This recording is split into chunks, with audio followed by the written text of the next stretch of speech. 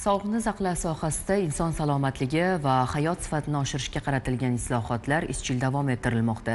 Xususan, irsiy genetik kasalliklarni davlat hisobidan davolash qamrovi kengaytirilib, aholi uchun dori vositalari narxini pasaytirish bo'yicha muhim chora-tadbirlar belgilandi.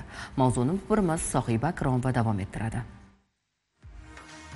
Yurtimiz tibbiyoti va farmatsevtika sohasi so'nggi yillarda katta islohotlar yo'lini bosib o'tdi. Prezident Shavkat Mirziyoyev rahbarligida bu yo'nalishda amalga oshirilayotgan ishlar endi yangi bosqichga chiqmoqda. Xabaringiz bor, kuni kecha davlatimiz rahbari farmatsevtika mahsulotlari ishlab chiqarish va dori vositalarining sifatini ta'minlash bo'yicha taqdimot bilan tanishgan edi. Unda aytilishicha, hozirgi paytda mamlakatimizda qiymati 5 trillion so'mlik mahsulot ishlab chiqarilmoqda. 172 million dollarlik eksport amalga oshirilgan. 35 ta mahalliy korxona 205 turdagi dori vositalarini ishlab chiqarmoqda. Ularning 55 ta davlatga eksporti yo'lga qo'yilgan. 9 oylik yakunlari bo'yicha umumiy miqdorda 267 million dollarga yaqin xorijiy investitsiya o'zlashtirilib, uning asosida hozirgi kunda mahalliy va qo'shma korxonalarimiz yaratilmoqda.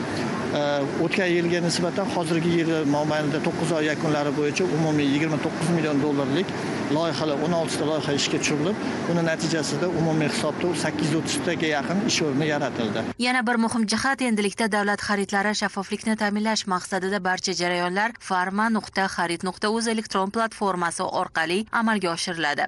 Endi shu bilan birgalikda Farma Xarid platformasi, ya'ni maxsus platformani ishlab chiqish bo'yicha topshiriq bo'ldi. Ya'ni bu yerda davlat xaridlarini yana ham shaffofligini oshirish, korrupsiya mexanizmlarini oldini olish maqsadida shu maxsus platforma ishlab chiqariladigan bo'ldi.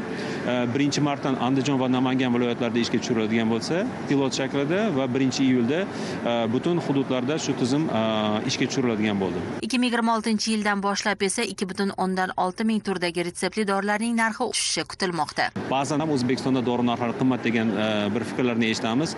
Albatta bu gaplarni ko'pi o'rinli. Shuning uchun ham davlatimiz rahbariga taqdimotimizda chuqur tahlilni biz o'sha namoyish qildik. Davlatimiz rahbari qisqa muddatda o'sha o'zimizning nizomni qayta takomillashtirib va narxlarni qaytadan ko'rish bo'yicha topshiriq berildi. Ya'ni yilning oxirigacha 2600 ga yaqin preparatlarda narxlar o'rtacha 40% dan 60% gacha tushishini kutishimiz mumkin bo'ladi. Shuningdek, xorijiy farmatsevtika kompaniyalari mahalliy ishlab chiqaruvchilar bilan hamkorlikda dori vositalarini texnologiyalar transferi orqali ishlab chiqaradi. Bu importga bog'liqlikni kamaytiradi. Prezidentimizga shuningdek aholini sifatli, xavfsiz va samarador dori vositalari bilan ta'minlash maqsadida dori vositalari va tibbiy jihozlarni davlat ro'yxatidan o'tkazishning yangi tartibi ham taqdimot qilindi. Davlatimiz rahbari mas'ullarga 2025-yil yakuniga qadar 32 ta investitsiya loyihasini ishga tushirish, 1500 ta yangi ish o'rni yaratish va mahsulot eksport hajmini oshirish vazifasini qo'ydi. Yangi tizimlar, texnologiyalar va xalqaro standartlarga moslashish orqali yurtimiz farmatsevtikasi global bozorda o'z o'rniga ega bo'lish yo'lida dadil qadam tashlamoqda. Sohiba Akromova, Kamron Rahmonov, Abdulloh Sultonxo'jayev, Zamon informatsion tahliliy dasturi uchun.